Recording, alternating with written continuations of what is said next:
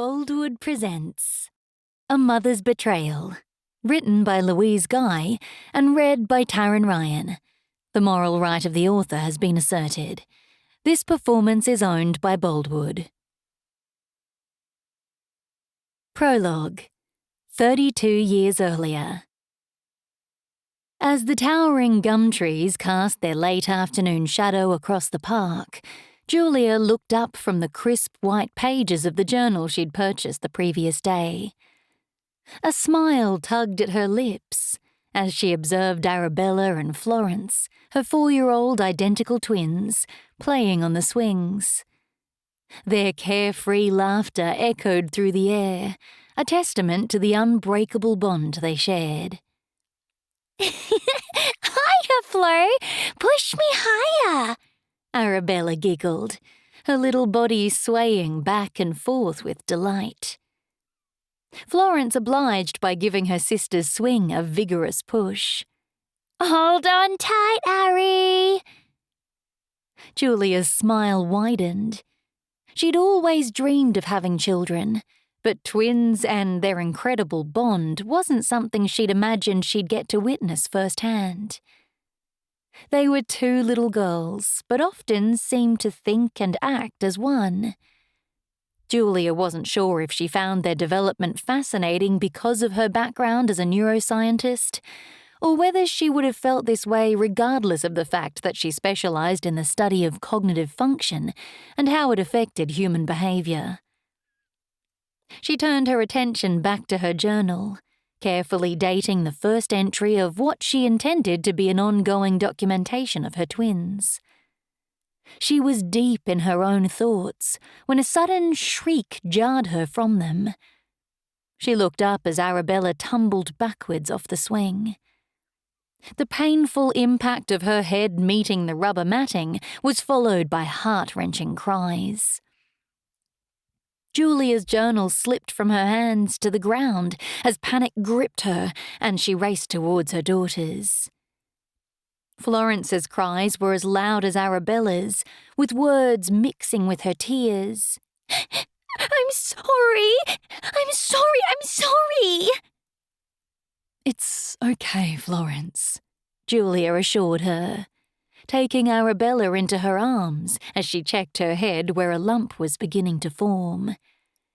You were having fun. It wasn't your fault.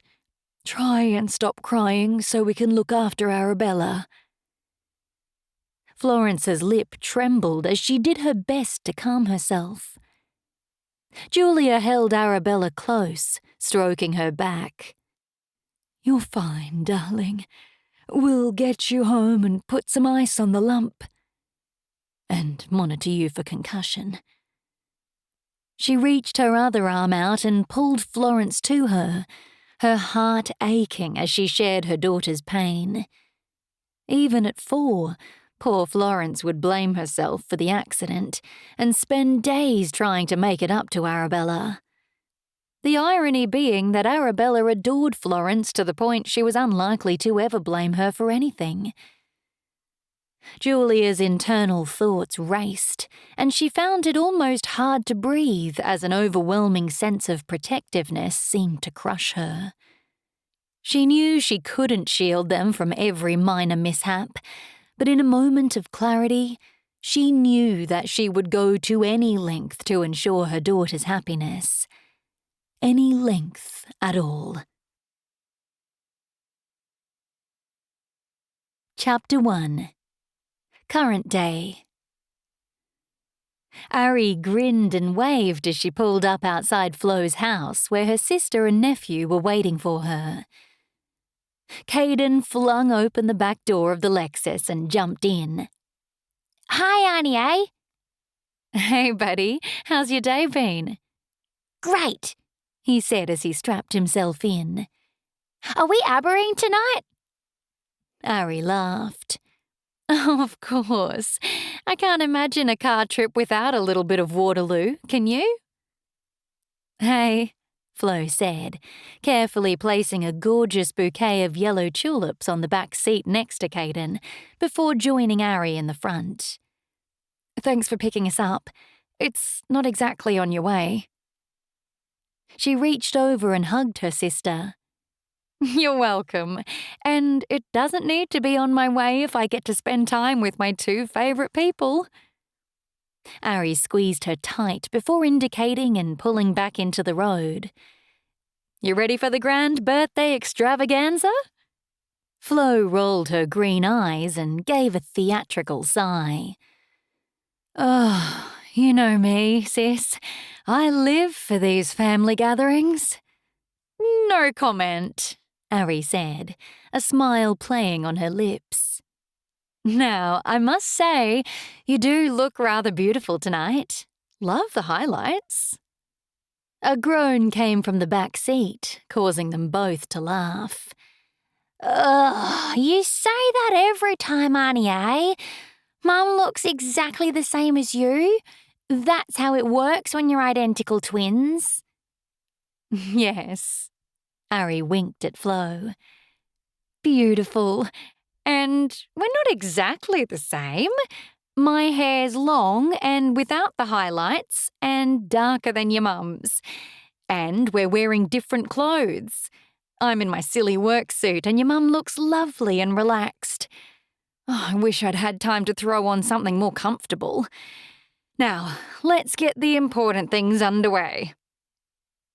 She turned up the music she'd cued earlier for the ABBA sing-along. On the day they'd turned 18 and were eligible, Ari and Flo had both passed their driving licenses.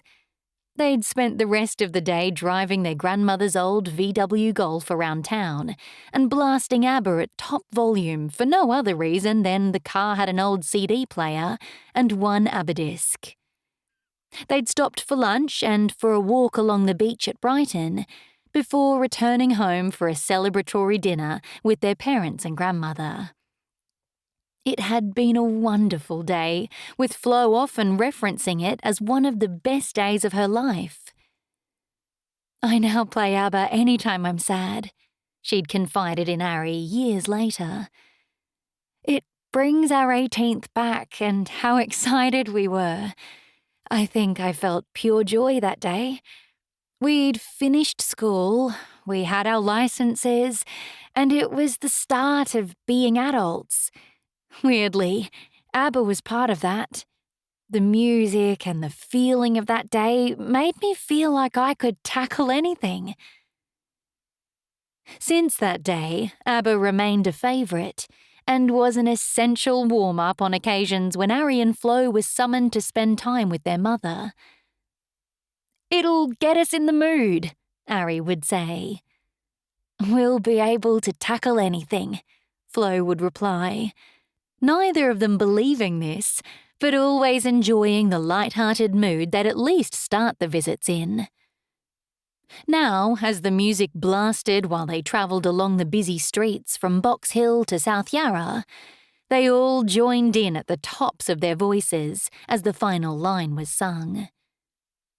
Ari reached across and squeezed Flo's hand.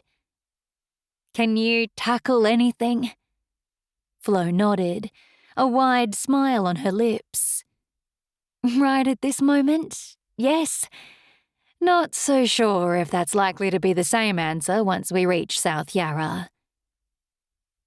Ari gave Flo's hand another squeeze before placing her hand back on the steering wheel. Can I watch my iPad the rest of the way? Caden asked. There's some important soccer on. Flo took the device from the bag she had by her feet and handed it, with his headphones, back to him. We'll be there in about 10 minutes, so you won't have much time. Caden rushed to put his headphones on and start up the device. Still soccer obsessed? Ari asked. Flo nodded. Which is good because he's outside kicking a ball at every possible minute. That should keep Mum happy at least. She can't complain he's not getting enough fresh air. Shh, Ari said, putting a finger to her lips. No spoiling the car trip.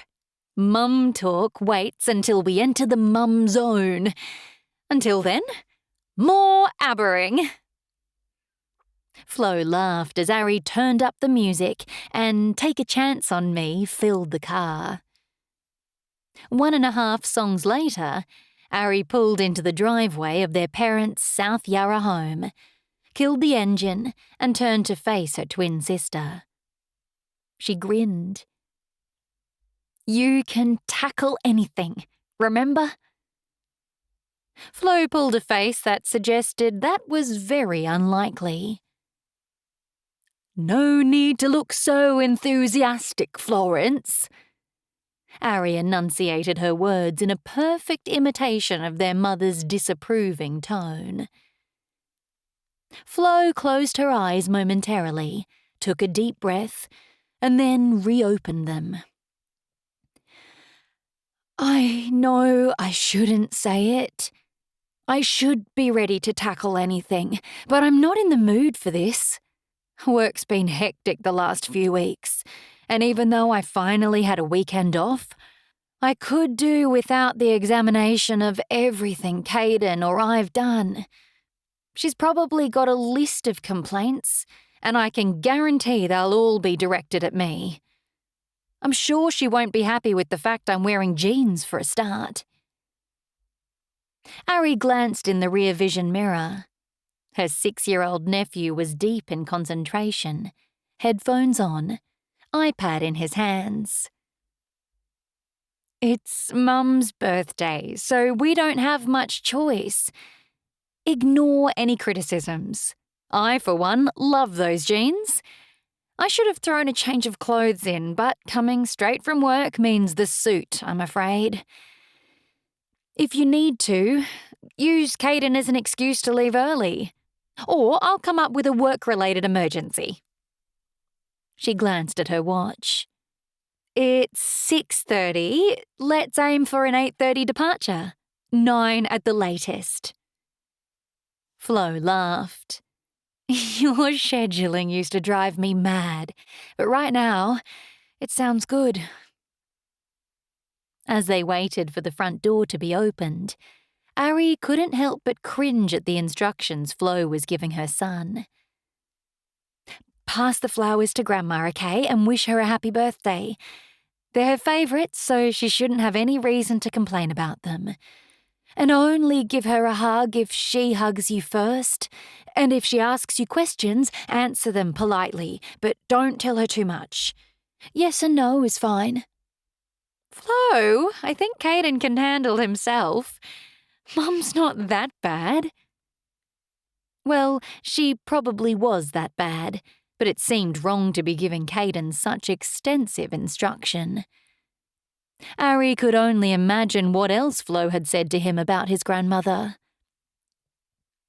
Flo opened her mouth, about to object as the front door opened. She shut it again and plastered on a smile as their father appeared, the edges of his eyes crinkling in delight as his tall, broad frame filled the doorway. "Girls," he said, pulling them to him. He quickly released them and turned to Caden.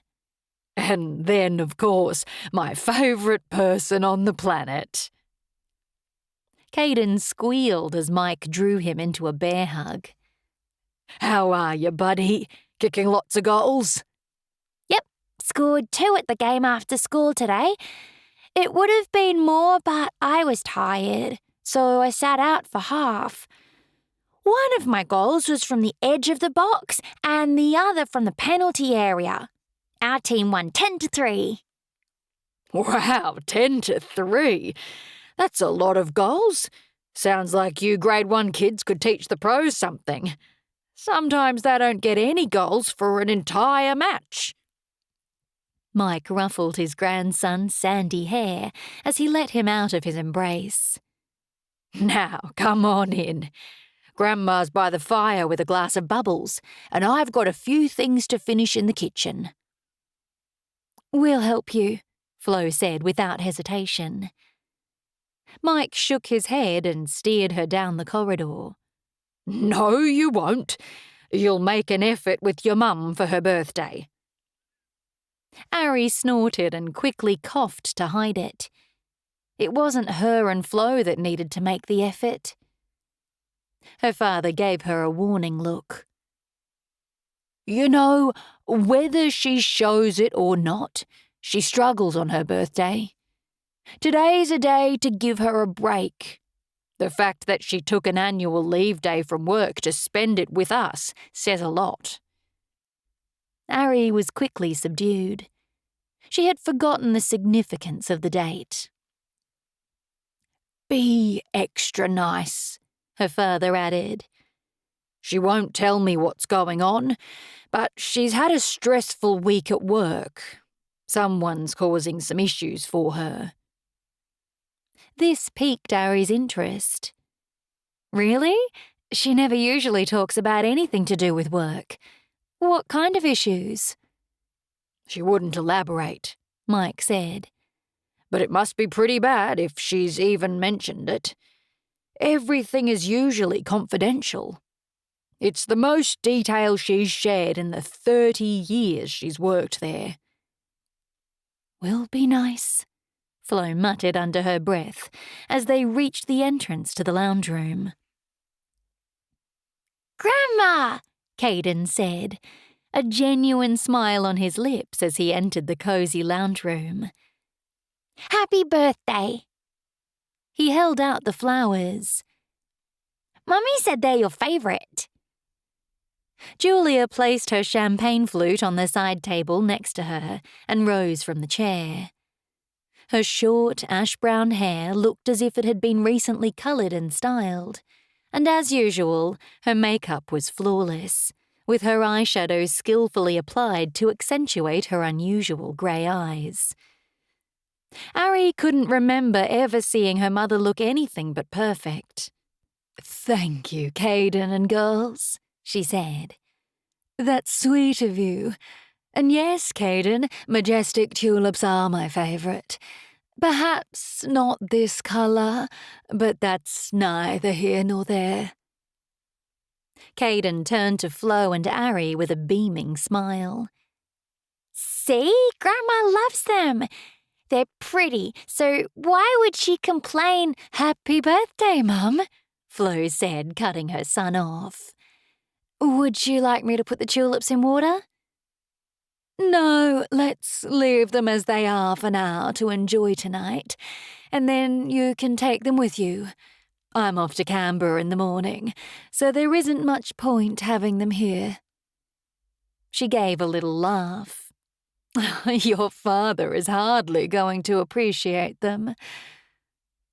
Flo's cheeks coloured. "I didn't think." Julia patted her arm. "That's okay, Florence. You rarely do." She grimaced as she looked more closely at Flo. Ari held her breath, waiting for her mother's usual comments about Flo's clothes being too casual and not as stylish as Ari's, and questioning why her daughter always wore her hair short rather than long like Ari did. If she was in hospital scrubs most of the day, Ari would quite likely opt for a stylish, easy-to-manage haircut like Flo's. She knew Flo hated these comparisons, as did she. If anything, she'd always been grateful that Flo had an individual sense of style, as it made it easier for friends and family to tell them apart. But, surprisingly, other than the disapproving look, tonight their mother didn't go down that track.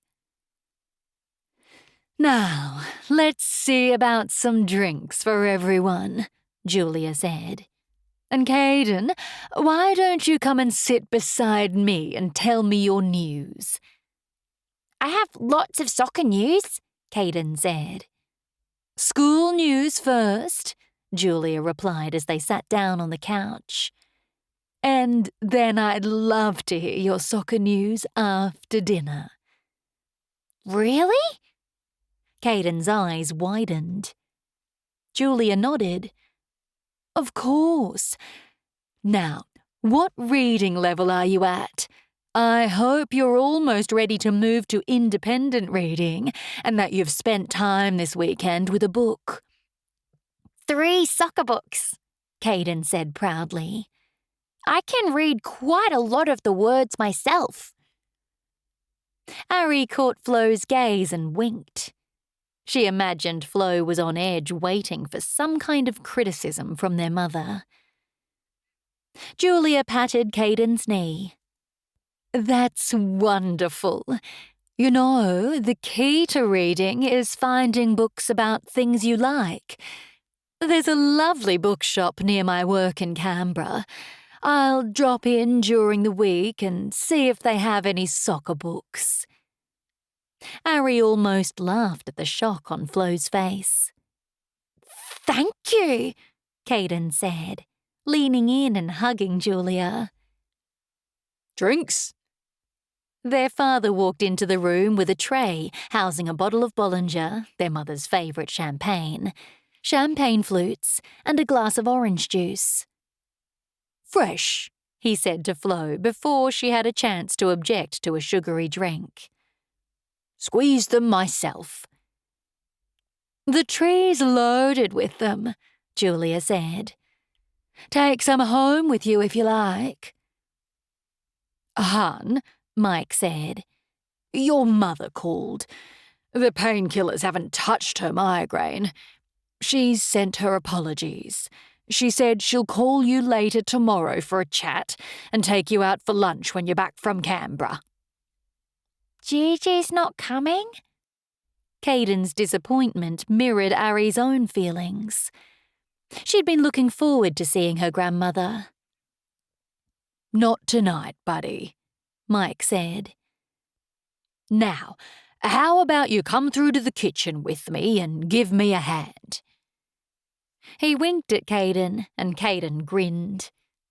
Everyone, except Julia, knew this was code for watching more soccer. "Even all these years later, it has to be a hard day for Gigi," Flo said. "And for you, of course," she added, looking to her mother. Julia nodded. "I don't think she ever fully recovered. But you know, she did her best to make sure her sadness didn't ruin my birthdays moving forward. If anything, she went over the top to ensure that everyone was smiling and happy. I've always felt bad for Dad that my birthday clouded what should have been a day of remembrance for him." "Did you ever tell Gigi that?" Ari asked. Julia nodded. "She was quick to dismiss it. Said she remembered him every day, and he would have hated to think my birthdays were a sad day every year, rather than a day of celebration." "It might have made it easier to concentrate on you than relive the day of the car accident," Flo said. "Possibly. I'll never forget that afternoon." Julia's eyes clouded with a faraway look.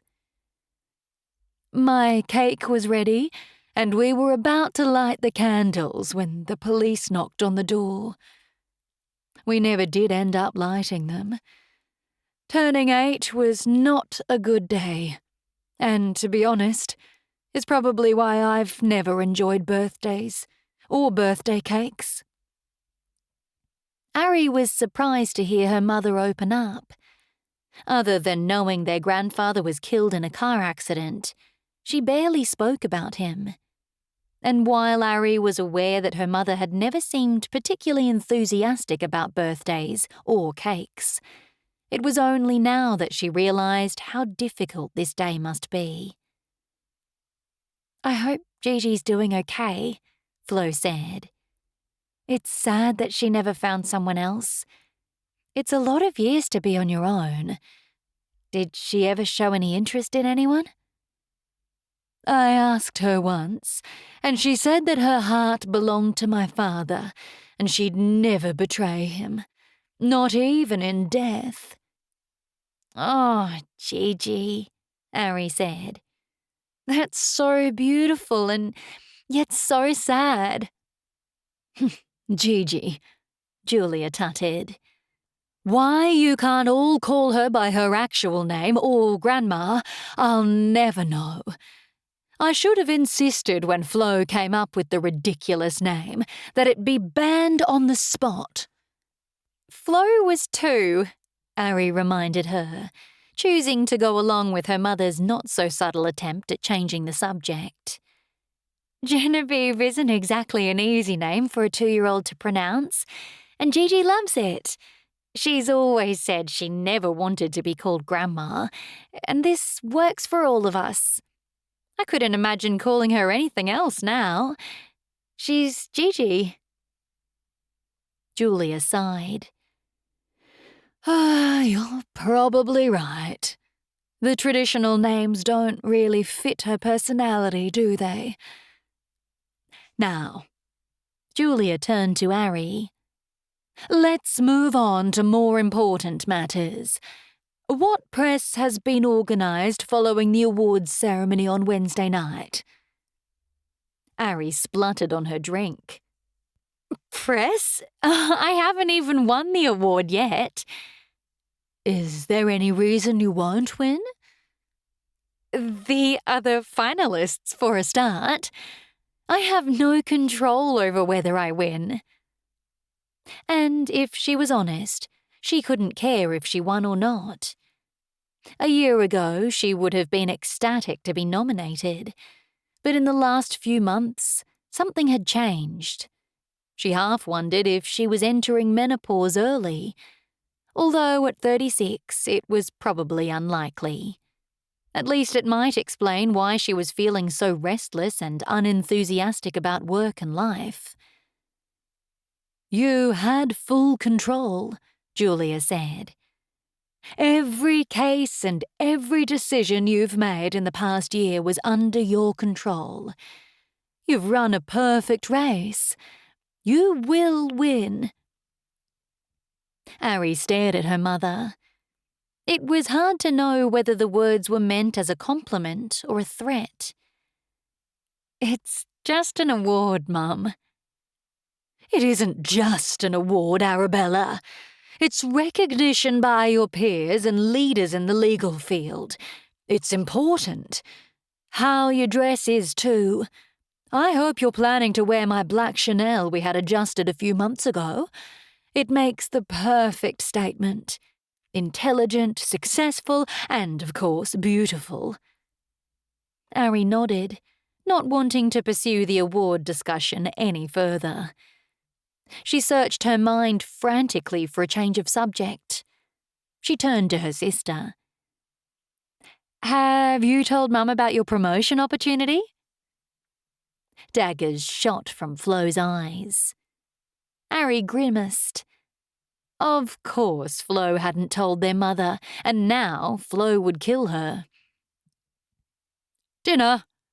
Their father appeared in the doorway. Bring your drinks and we'll top them up. Or you might prefer wine. Ari stood, mouthing sorry to Flo. Flo shook her head in the familiar, "Why would you do that?"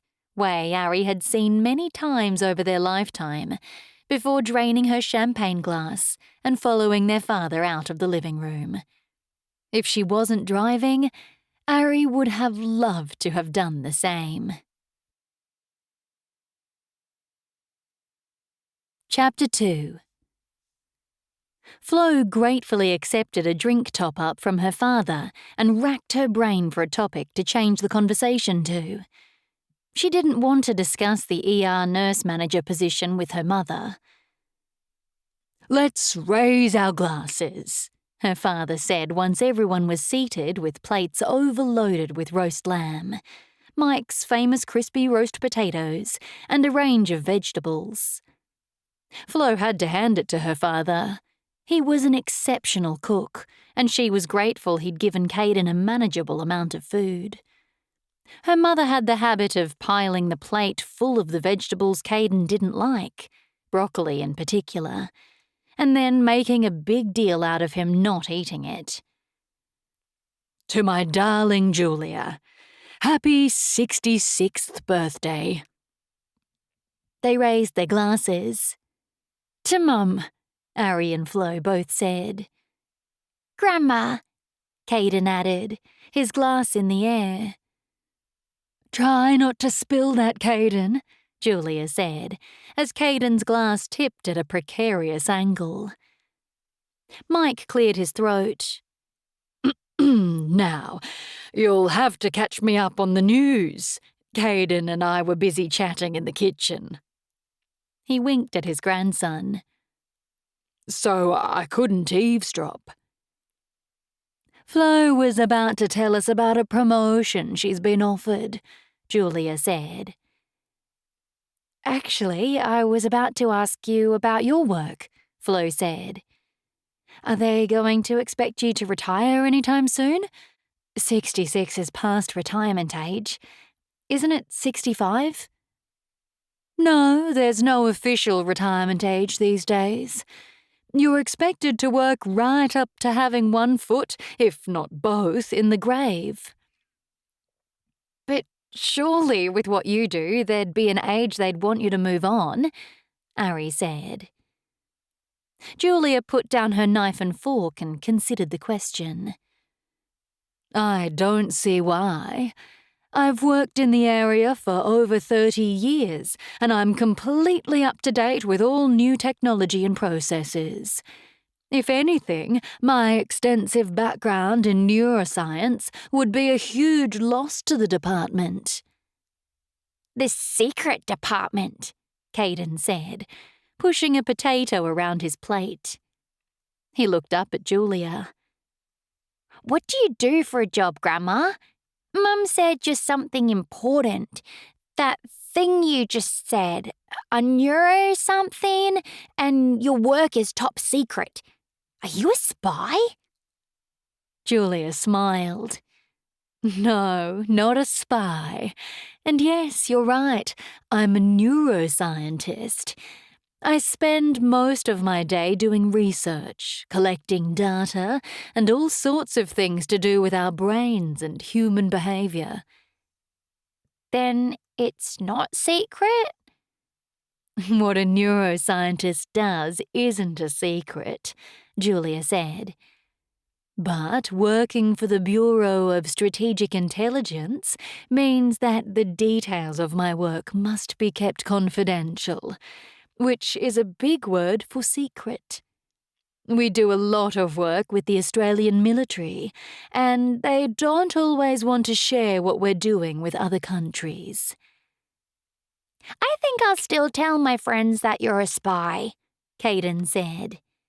They'll think it's cool that my grandma is a spy. A small smile played on Julia's lips. I never thought I'd be cool with the 6-year-old crowd. Dad mentioned you were having some trouble with someone, Flo said. Is there anything we can do to help? Julia raised an eyebrow at her husband. Why on earth would you share that with them? You know I don't like to worry the girls. He didn't tell us anything, Ari said. Only to be a bit nicer than usual, as you've had a rough week. Julia's face softened. Oh. She turned to her husband. Sorry, hun. I'm a bit on edge, but issues with a colleague aren't something I want to discuss. What I can share with you is that I'm finally being published in some scientific journals. It's nothing that will probably interest you, but it's nice to know that my work's being recognized by external parties. What's the topic? Ari asked. I can't tell you until publication's confirmed. Jeez, Flo said. You never tell us anything about work, and now you dangle a carrot in front of us. The exuberant laugh that escaped Julia's lips was both startling and delightful. It was something Ari loved about her mother. She was so serious at times, so focused on work and success, but then she'd laugh, and it was impossible not to join her. Oh, I didn't realize you were so interested, Julia said. Of course we are, Ari said. We'd love to hear some details of what you're working on. You've kept it all secret for so many years. That's an exaggeration.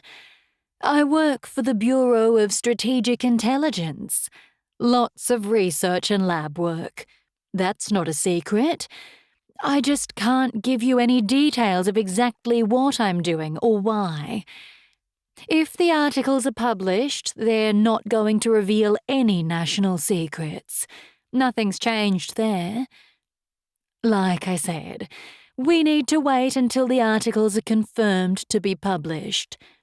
Topic closed. Now, back to you, Florence. Tell us about the promotion.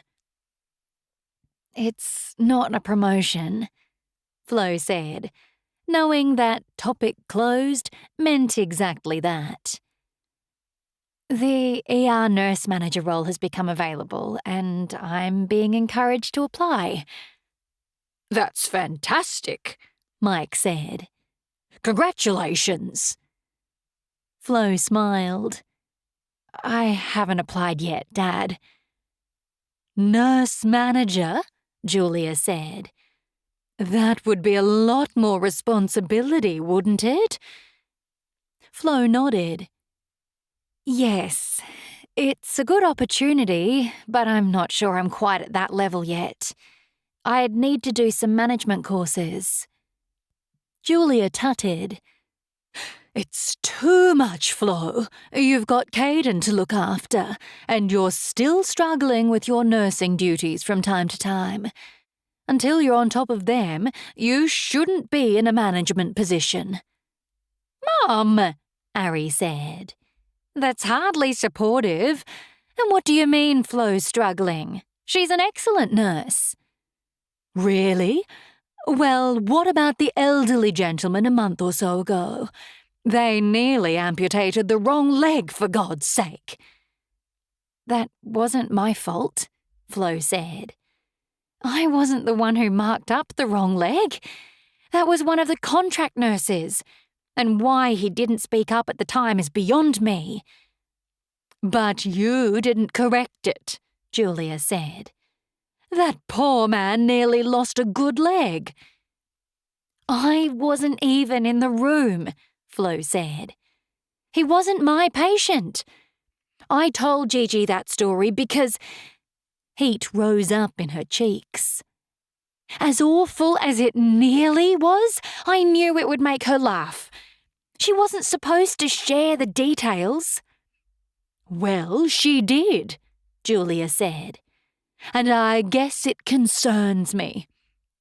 Would you have picked up on it if you'd been in charge?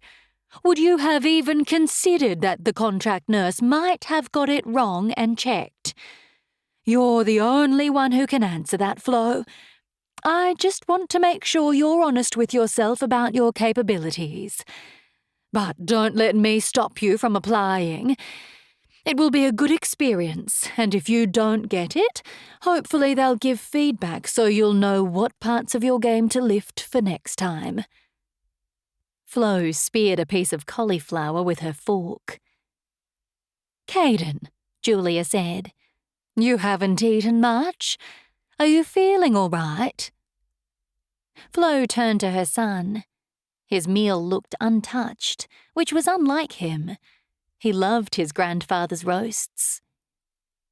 I'm not hungry, Caden said. Did you fill up on biscuits after soccer? Flo asked. I did say you could only have 2. Caden shook his head. I didn't have anything after soccer. He turned to Flo. I don't feel so good. He's pale, Ari said. Can he lie down somewhere? Flo asked her father. Of course, Mike said, starting to stand. No, stay here, Mike, Julia said. Florence can get him sorted. Use the spare room. The bed's made up if he wants to go to sleep. Flo took Caden through to the spare room and sat him on the bed. She put a hand on his chest. He was a little warm. I'm tired, Caden said. That's all. Let's tuck you in then. Do you want your iPad? You can watch something if you like. Caden nodded, and Flo went back out to the kitchen and got his backpack before returning to the bedroom. She handed him the iPad and then realised his lunchbox was still in the bag. "This is full," she said, lifting it from the bag. "Didn't you eat your lunch?" I ate the biscuits and cheese, but wasn't hungry after that. Or were you too busy rushing off to play soccer? Flo smiled at her son, but couldn't push away a mild feeling of concern. He hadn't eaten much over the last few days now that she gave it more thought. Caden rarely got sick, and not eating was practically unheard of. "Get some rest, okay? We'll finish dinner and then go home." He nodded and turned on his iPad. Flo left Caden and hesitated outside the dining room.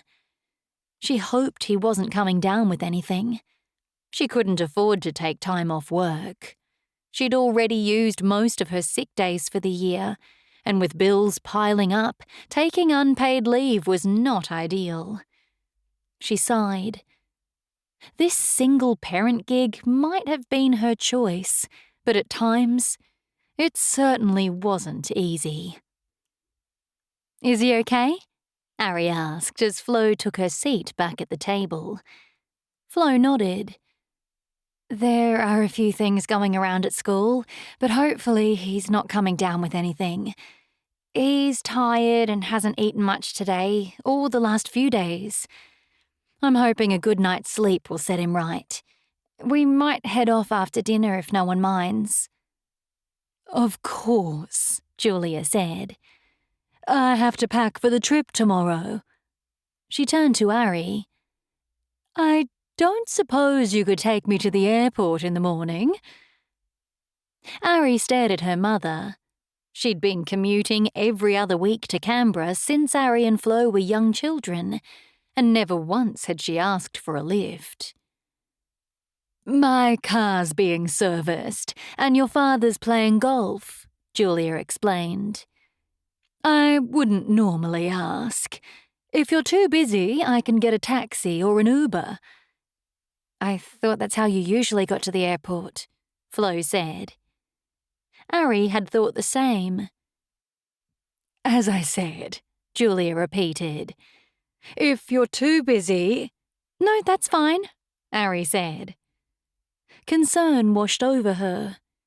Was her mother ill? Dying? It was an extreme conclusion to draw, but it was such an odd request from her ever-so-independent mother, she couldn't think of any other reason. "What time do you need to be there?" 8:30, for a 9:30 flight. If you could pick me up at 7, it would be perfect. The traffic can be heavy at that time of the morning." "I'm happy to cancel my golf," Mike said. "No need. Ari will take me. It'll be a nice opportunity to spend some time on our own." "Speaking of golf," Mike said, "did you tell Ari who I bumped into during the week?" Julia cleared her throat. "No, and as I told you when you told me, I thought it best not to mention." "Don't be silly. The girls will want to hear." "Of course, we'd love to know," Ari said. "Not that I think I know anyone who plays golf. The last time I even went to a course would have been when Ben and I were still together." Julia took a sip from her wine glass, not meeting Ari's gaze. "Mum?" She put down her drink and sighed. "Fine. I suggested your father keep it to himself as I don't think it's of any benefit for you to know this." She looked pointedly at Mike. "You tell them if you think it's a good idea." Mike hesitated. "Come on, Dad," Ari said. "We're intrigued now." I'm not sure why your mum thinks this is an issue, but it was Ben who I saw at the course on Saturday. I believe he's a member there now. Ben? But he lives in London, Ari said.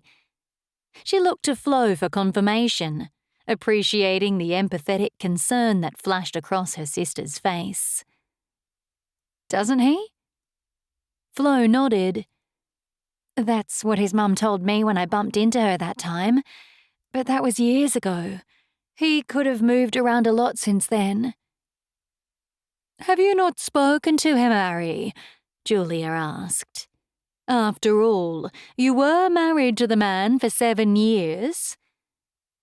The last time I saw Ben was the night he walked out. Our lawyers then dealt with everything. Walked out? Flo said. Didn't you ask him to leave? I thought you were the one who ended it. Does it matter what happened? Ari glanced at Flo. It made her feel better to say he walked out, even if that wasn't quite the case. It was a conversation she didn't want to have again.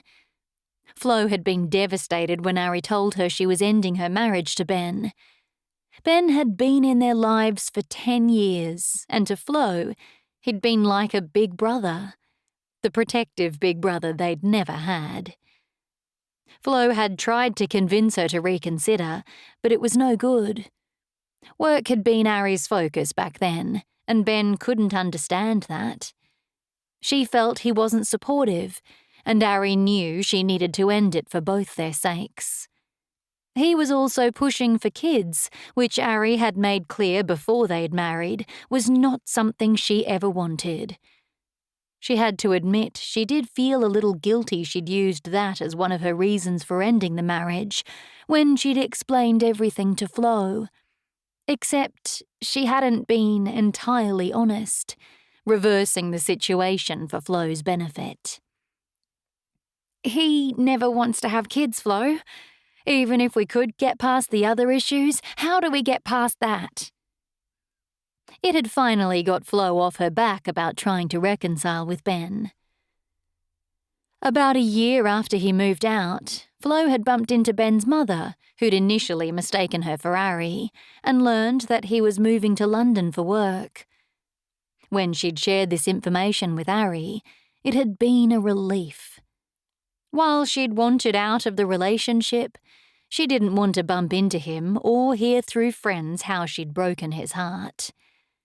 It got him far away from the entire family and gave everyone a chance to move on. So, how was he? Ari asked her father. Not great, Mike said. He's come back to be closer to his parents. Really? That's surprising. He was never that close to them. Things change, Mike said. He's had a rough time the past few years. Widowed, apparently. Widowed? He got remarried? Ari wasn't sure why it was such a shock to hear that. Perhaps because in the 7 years since they'd been divorced, she'd hardly been on a date because she'd been so preoccupied with work. To think of being married again was completely foreign to her. Mike nodded. Yes, but unfortunately she was diagnosed with pancreatic cancer and only lasted 18 months from diagnosis. That's awful, Flo said. Very sad, Julia added. And particularly hard with a toddler in tow. They had a child? Flo asked. But I thought he didn't want children. She turned to Ari. It was one of the reasons you divorced, wasn't it? Ari nodded, deciding not to correct Flo as to who hadn't wanted children. How old is his child? She's 4, Mike said. His wife was also Australian, and as both sets of grandparents are here, he decided to move back with his daughter. Bit of built-in babysitting, I guess. I don't imagine he'd be playing golf without their backup. Ari sipped her drink, digesting this information. It was strange to be talking about Ben now and to learn that he'd gone on and had a whole other life since she'd last thought of him. Was it bad that she'd hardly given him a thought once their divorce had been finalised? There'd been a couple of occasions where she'd bumped into acquaintances who hadn't heard they'd split in the few months after Ben had moved out. And there was the one night with Ben's best friend, Sean, that she'd do anything to take back. But other than hearing Ben had moved to London, she'd barely given him a thought. "You okay, love?" Her father's words broke into her thoughts, causing her to look up and realise he was talking to Flo, not her. Flo did look quite pale. "Maybe you should go home. Have a good night's sleep, and Caden too," Julia suggested. "Ari's got her awards night coming up, and I have a busy week ahead of me. I don't think any of us can afford to get sick right now." "What about dessert?" Mike said. "It's my famous blueberry cheesecake, and we need to sing happy birthday." "Cut them some slices to take," Julia instructed. "It's been a lovely evening, but with people feeling unwell and me still to pack, we should call it a night. They'll probably make a fuss at work tomorrow and sing happy birthday, so don't worry, I won't be able to avoid that." She pushed her chair back from the table. "See you at 7, Arabella?"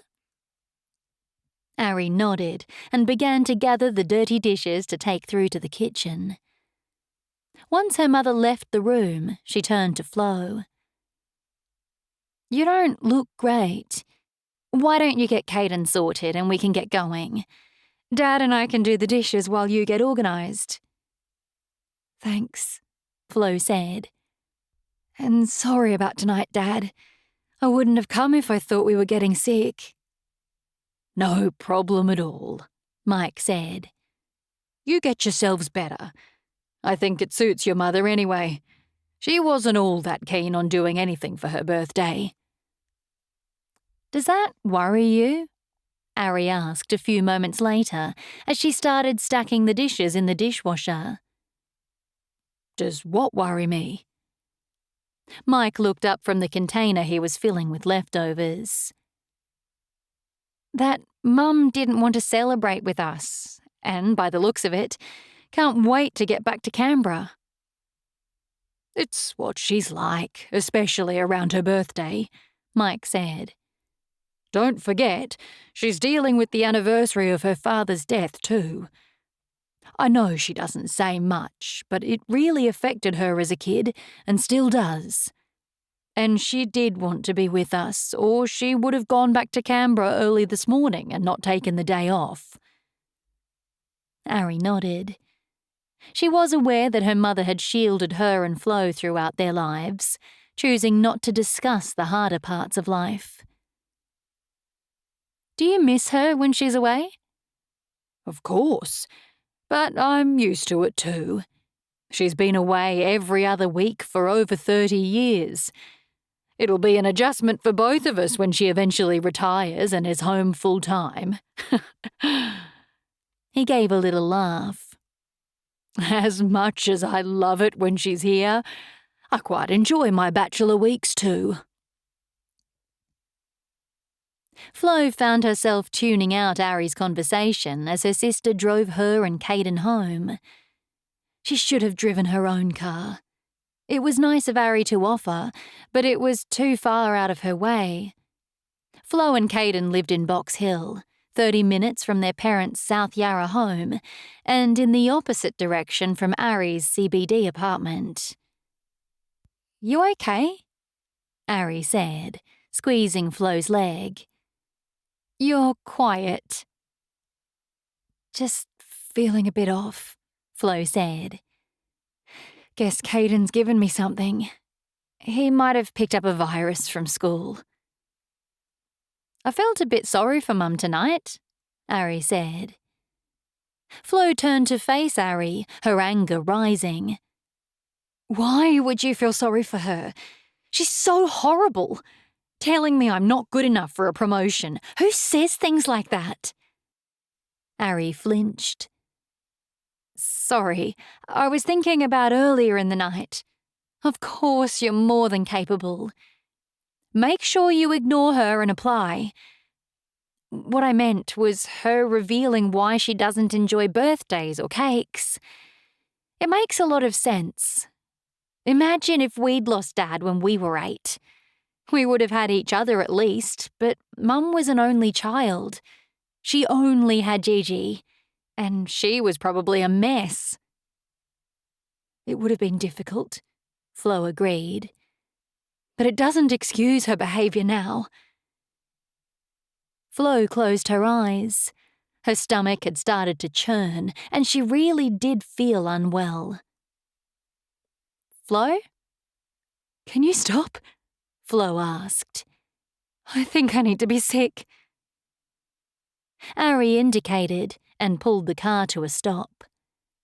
Flo pushed open the door with only seconds to spare as the contents of her stomach expelled onto the curb. She closed her eyes as her stomach spasmed, and she heaved again. She'd like to believe she'd caught something from Caden, but she was painfully aware that these symptoms ran far deeper than any virus. They were rooted in a secret she'd harboured for years. Chapter 3. The next morning, Ari was in her apartment block gym at 5. She had to be showered, dressed and back in South Yarra by 7 to pick up her mother, which gave her 45 minutes for a quick workout. She yawned as she picked up the pace on the treadmill. While she'd arrived home earlier than expected the previous night, she'd struggled to get to sleep. Having hardly given Ben a thought in the past 7 years, overnight she'd thought of nothing else. She increased the pace of the treadmill to a jog, trying to work out why the conversation around Ben had affected her. She didn't miss him, but hearing he'd remarried and had a child had stirred something up in her. If she was being honest, she'd admit to a slight feeling of jealousy, but she quickly pushed that away. She didn't want Ben back.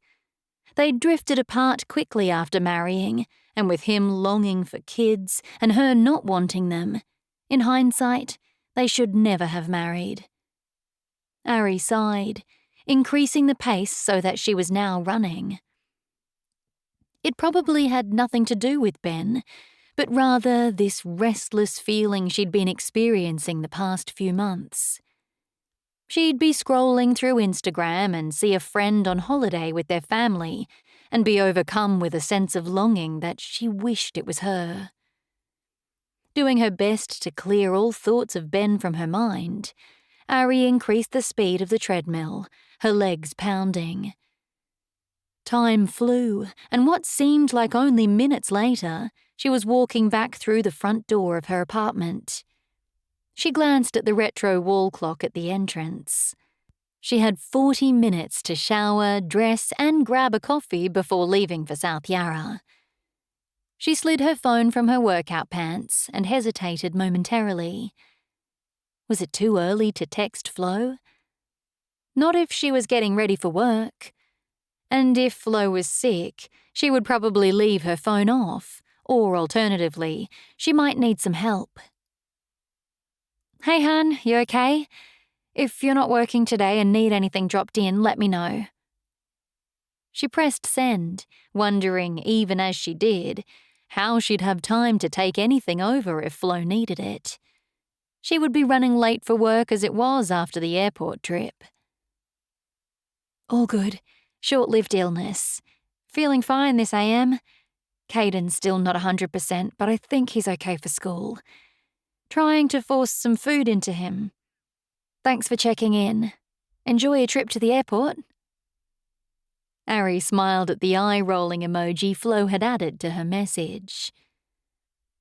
An hour later, Ari turned into her parents' driveway for the second time in 12 hours. Her mother came straight out of the front door, pulling a small carry-on case. "Is that all you're taking?" Ari asked, pushing open the car door and stepping out onto the driveway. "Everything's already there. Don't forget, I have a house in Canberra and a second set of clothes and everything else. I usually only have my handbag, but I have some books I want to take back for a new friend this time." "A new friend?" Ari raised an eyebrow as she took her mother's bag from her. "Does Dad know about this new friend?" Ari grinned as her mother's laughter filled the air.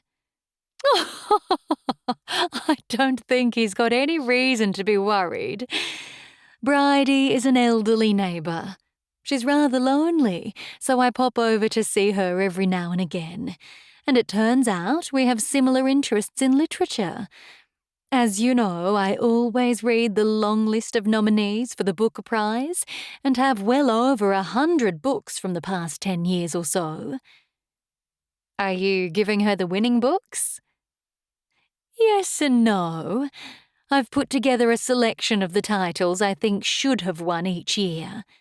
So, yes, she's getting the best of the books, but not necessarily the ones the judges agreed with me on." Ari put her mother's bag on the back seat and got back into the driver's seat.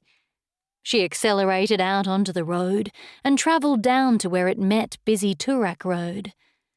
She hoped they'd left enough time to get her mother to the airport by 8.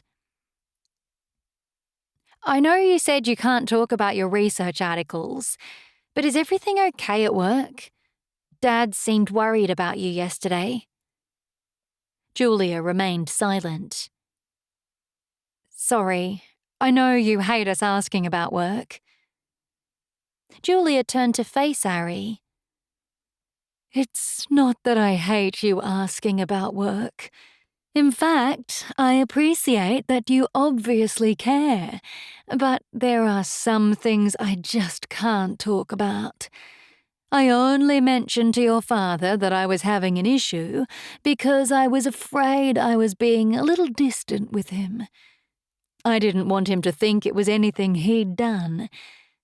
It's a rather unusual situation, and I haven't quite worked out how to handle it. But I will. Now, you're probably wondering why I asked you to take me today." Julia's change of subject signalled that this conversation was closed. "I'm worried about Florence and think that you and I need to work together to make things happen for her." Ari wasn't sure what she'd expected from her mother, but it certainly wasn't anything to do with Flo. "Why are you worried?" "Arabella, she had a child 6 years ago and, to my knowledge, hasn't been on a date since." "Caden's still young," Ari said. "Perhaps she doesn't want to get his hopes up by introducing a man who's gone again a few months later." "It's time she met someone," Julia said. "Which is why I wanted to talk to you. You're around intelligent and successful men all day. Who would be suitable for Florence? He needs to be happy to settle for someone less ambitious and obviously with a son." Ari fell silent. Was her mother really expecting her to set Flo up? "Arabella?" "I don't know, Mum. I'd need to talk to Flo first. And to be honest, I'm not sure who I'd recommend setting her up with. She'd probably be better with someone she meets herself through her work. She's around plenty of doctors and surgeons all day." "No, they wouldn't be suitable. We need to give her a man from your world. Opposites attract and all that. Now, can I leave it with you to arrange?" Ari was about to object, knowing Flo would hate to think anyone was interfering in her love life, but stopped. Her mother, whilst annoying and far too controlling at times, was often right. Flo deserved to be with someone special, as did Caden. Perhaps setting her up wasn't as crazy as it first sounded. Sure, I'll give it some thought. Now, which terminal am I dropping you at? Qantas, Julia said, folding her hands in her lap. Ari glanced across at her. She wondered why her mother hadn't just picked up the phone if this had been all she'd wanted to discuss. You know, Julia said, I'm proud of you. Ari's foot hit the brake, causing the car to lurch back before she released it and composed herself. What? Well, not your driving, obviously, Julia said, making a point of turning her neck from side to side. Ari couldn't help but smile. She always knew where she stood with her mother. I'm referring to what you've achieved with your career, Julia continued. You've worked hard and held off distractions. You made the right decision with Ben all those years ago. If you'd had a man distracting you, I doubt you'd have made partner so young. Thanks, I guess. But it's time to start thinking about your next steps, Julia said. I can see you're getting restless. You're questioning what you're doing and thinking about the next stage, aren't you? Kind of, Ari admitted. However, she was feeling dejected rather than restless. She was more surprised that her mother had noticed. You're a lot like me, Arabella. I see it in you, and like me, you need to be challenged.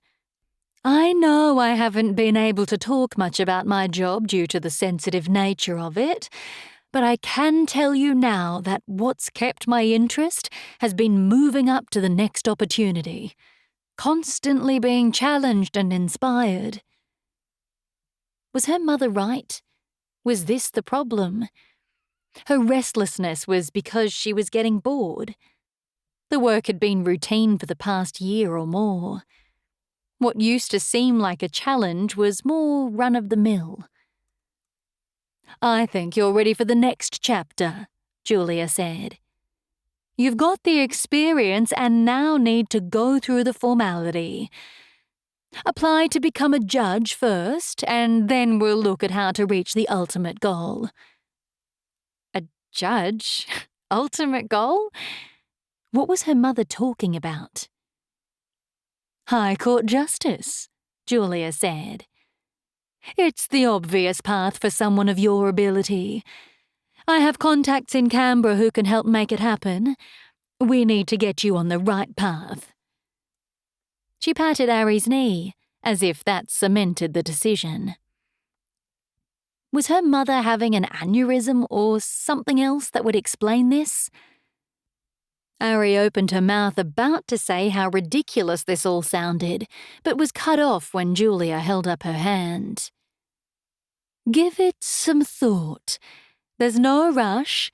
You'll get your reward tomorrow night, and when the interviews start, if you're asked what the next steps are for you, maybe drop entering the judiciary into conversation. Plant the seed now that you're picturing even bigger things. They travelled the rest of the way to the airport in silence. Ari wasn't sure what to make of this bizarre conversation. She'd be saying no to doing her mother favours in the future. One car ride to the airport, and she was now to not only become a matchmaker for Flo, but she was also expected to become a High Court justice. She'd always thought her mother was strange, but surely now she was leaning towards crazy. Chapter 4. Flo signed off the documentation, double-checking she'd recorded the insertion site, the type of catheter used, and noted the central line had been inserted without complications. She'd been relieved to wake up that morning feeling fine, and to find Caden feeling better too. He wasn't fully recovered, but had begged to go to school. Please, Mum, we've got soccer for sport this afternoon, and it's Tuesday, so Gigi's picking me up. I can't disappoint her. As she couldn't afford to take time off to be home with him, he didn't have to beg. He didn't have a temperature, and saying he was strong enough to go to school was all she needed to hear. She dropped him at before-school care on her way to the hospital. His comment about Gigi reminded her that she'd better check on her grandmother and make sure she was feeling up to having an energetic 6-year-old around. She checked her watch as the intensive care team moved into the room, ready to transfer the patient to the ICU. "Great job, Nurse Hudson." Dr. Marcus Benton smiled at Flo. "Pretty routine," Flo said. "Yes, but when it comes to central lines, you're my pick to work with." He indicated for Flo to follow him out of the operating area. "Let's get cleaned up." "Well, if I'm honest, you're my pick to work with out of all of the doctors." Marcus raised an eyebrow. "Should Stace be worried?" Flo laughed. She'd known Stacey, Marcus's wife, for over 10 years. She was a specialist surgeon and had clicked with Flo immediately. They shared a meal in the hospital's cafeteria on the odd occasion their breaks aligned. "No offense, but definitely not. I love learning and appreciate that you explain what you're doing. Not all of the doctors do." "You know," Marcus said as he tore off his gloves and turned on the taps to wash his hands and arms, "it's never too late to go back into learning. Stace mentioned you once planned to be a doctor." "It was the plan at one stage. I did my nursing degree, but then went back to study medicine. I got through 3 years part-time and then had to give it up." "Had to?" Flo found herself blushing. "Caden got in the way." "Oh, of course." Marcus lathered his arms with soap. "But he's school-age now. You could consider going back." "It'd be too much. It's hard enough working around him now. I couldn't add study to it or a bigger job down the track. It wouldn't be fair." Marcus was, in fact, echoing words her father had used only a few months back when he'd encouraged Flo to consider her own future as well as Caden's. "He'll be grown up one day and living his own life," Mike had said. "You need to make sure you'll be happy with what you're doing when that day comes." Her mother had had a different view. "Stop filling her head with unrealistic dreams, Mike. It's more than studying, you know. You need motivation and a drive Flo doesn't have." It had been a slap in the face to hear the words, but on many levels, Flo believed her mum to be right. "It wouldn't be fair to you not to," Marcus said, "if that was your goal." "Well, goals change," Flo said. "They can," Marcus agreed. He turned to Flo and grinned. "At least that leaves the ER nurse manager position in your hands. No one's going to complain if you're in that role. Have you submitted your application? I'm happy to write you a reference if you need it. So Stace." Flo thought back to her mother's words from the night before. "It's too much, Flo. You've got Caden to look after, and you're still struggling with your nursing duties from time to time. Until you're on top of them, you shouldn't be in a management position." As much as she hated to admit it, her mother was right. "I'm not sure I'm going to apply." Marcus's smile disappeared. "What? It's a no-brainer. You'd be perfect for the job. All the staff respect you and love working with you. It's more pay and the hours don't change. You just have more responsibility. I'm pretty sure you'd have a lot of say over the rosters too, so you can make sure they suit you and Caden. His phone buzzed with a message. He dug it out of his pocket. Sorry, I have to go. But don't you dare not apply. Stace and I will both be on your case if you don't.